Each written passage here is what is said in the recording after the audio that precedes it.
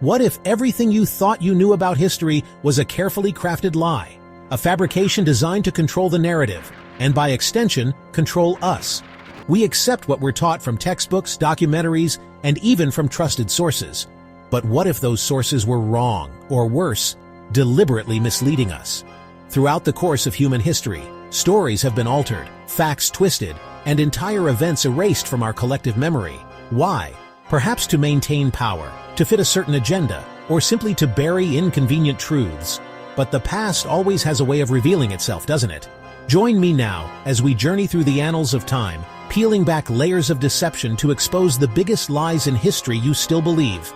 From the explorer who didn't actually discover America, to the emperor whose height was the subject of propaganda, prepare to have your understanding of the past challenged and rewritten. Christopher Columbus, the intrepid explorer who, as the story goes, bravely sailed across the vast Atlantic and into the history books as the discoverer of America. It's a tale we've all heard, a cornerstone of our understanding of the world. But what if I told you this was a lie? The truth, much like the continent itself, is far more complex. Long before Columbus set sail, a hardy band of Norsemen, led by the Viking explorer Leif Erikson, had already reached the shores of North America. Almost 500 years before Columbus, these Vikings established settlements, interacted with the native inhabitants, and then, for reasons still debated by historians, they vanished, leaving behind traces of their presence but little impact on the grand narrative of discovery. But the story gets even more intriguing, because the truth is, neither Erikson nor Columbus can truly claim the mantle of discoverer. For when both arrived, they encountered a land already teeming with life, a land inhabited by diverse and sophisticated cultures, with their own rich histories, traditions, and beliefs.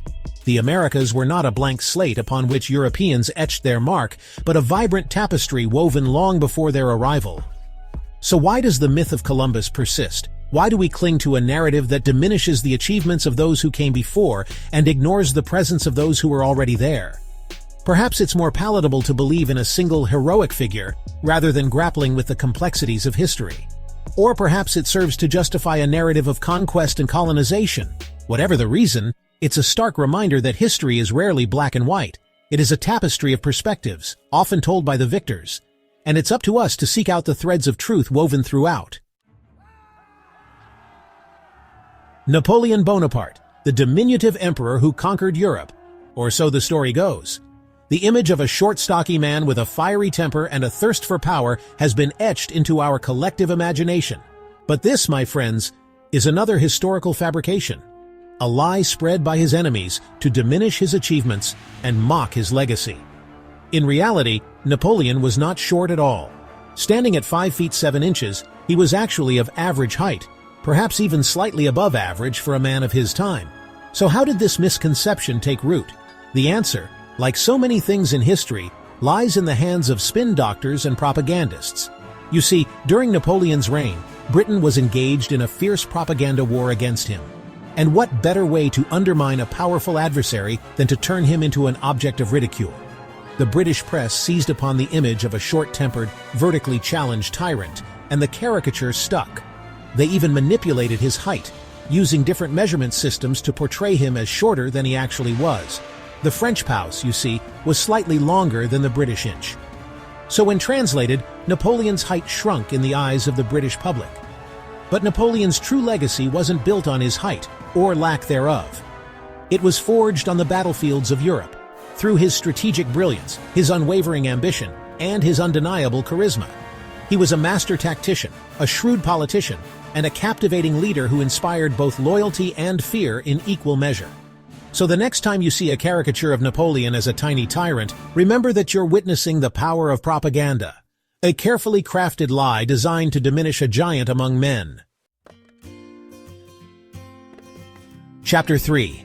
You can't see the Great Wall of China from space. It's one of those facts we accept without question, a piece of trivia ingrained in our minds from childhood. The Great Wall of China is the only man-made structure visible from space. It's a testament to human ingenuity, a marvel of engineering visible even from the heavens. Except it isn't true. Despite what you've been told, the Great Wall is not visible to the naked eye from space, not from a low-Earth orbit, and certainly not from the moon. This widely held belief is simply not supported by evidence. Even astronauts, those fortunate few who have gazed upon our planet from the cosmos, have confirmed that the Great Wall is practically invisible without the aid of high-powered lenses. So how did this myth become so pervasive? It likely originated in the early 20th century, long before space travel became a reality. Writers and commentators, marveling at the scale and grandeur of the wall, speculated that it must be visible from extraordinary heights. And as with many good stories, this one took root and spread. The truth is, the Great Wall, while undeniably impressive, is simply not that wide. From space, it blends into the surrounding landscape, its muted colors camouflaged against the Earth.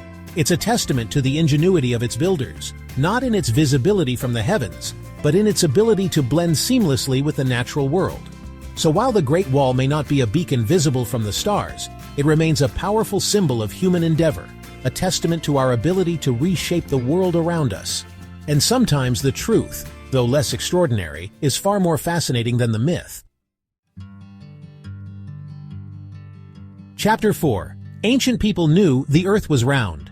Picture this. It's the Middle Ages. The world is shrouded in ignorance, clinging to superstition and religious dogma. People believe the Earth is flat, a disk surrounded by a perilous ocean where unwary ships risk sailing off the edge. It's a time of darkness, before the dawn of reason and scientific enlightenment. Or is it?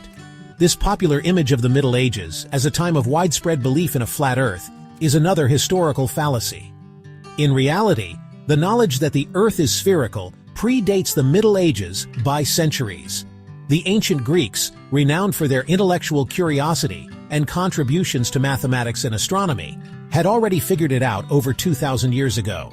Thinkers like Pythagoras, in the 6th century BC, proposed a spherical Earth based on philosophical and aesthetic considerations. They observed the circular shadow cast by the Earth during lunar eclipses, a phenomenon that only makes sense if the Earth is a sphere. And then there's Eratosthenes, a Greek mathematician and librarian who lived in Alexandria in the 3rd century BC. Eratosthenes didn't just believe the Earth was round, he calculated its circumference with remarkable accuracy. Using nothing more than sticks, shadows, and his brilliant mind, he devised an ingenious method that involved measuring the angle of the sun's rays at 2 different locations. His result was astonishingly close to the actual circumference of our planet. So why does the myth of the flat Earth persist? It's a tale often used to highlight the supposed ignorance of the past, to create a stark contrast with the enlightened present. But in doing so, it distorts the true history of scientific thought and diminishes the remarkable achievements of those who came before us. Chapter 5. The Dark Ages weren't so dark after all. The fall of the Roman Empire. A cataclysmic event that ushered in an era of decline, chaos, and intellectual stagnation. We call it the Dark Ages, a period stretching from the 5th to the 15th centuries, characterized by ignorance, superstition, and a lack of progress. But this label, like so many others we've explored, is a gross oversimplification. The term Dark Ages itself is a product of later centuries, coined by Renaissance scholars who saw themselves as inheritors of the classical world, rediscovering lost knowledge and ushering in a new era of enlightenment. But to dismiss the entire Middle Ages as a period of darkness is to ignore the rich tapestry of history, the advancements made, and the cultures that flourished. While Western Europe experienced a period of instability and fragmentation following the Roman collapse, other parts of the world were experiencing golden ages of their own.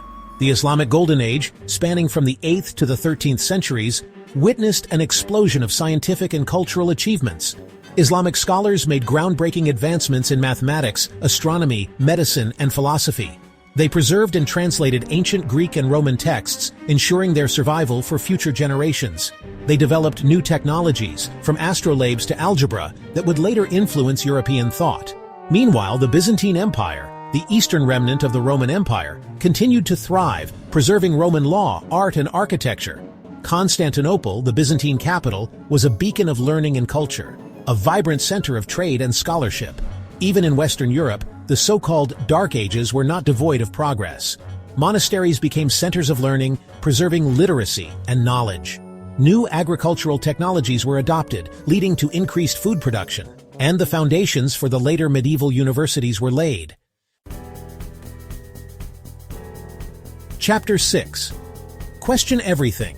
We've journeyed through time, peeling back layers of deception and exposing the lies that have shaped our understanding of the past. But our exploration has only just begun. If these seemingly unshakable facts have crumbled under scrutiny, what other historical truths are waiting to be unearthed? What other narratives have been distorted, manipulated, or erased altogether? The past is a puzzle, my friends, and it's up to us to piece together the fragments, to question everything we've been told, and to seek out the truth. Share your thoughts in the comments below. What historical lies have you uncovered, and what mysteries should we investigate next? Like, share, and subscribe for more mind-blowing historical revelations. Because next time we delve into the mysteries of lost civilizations and ancient technologies that defy explanation. Stay curious.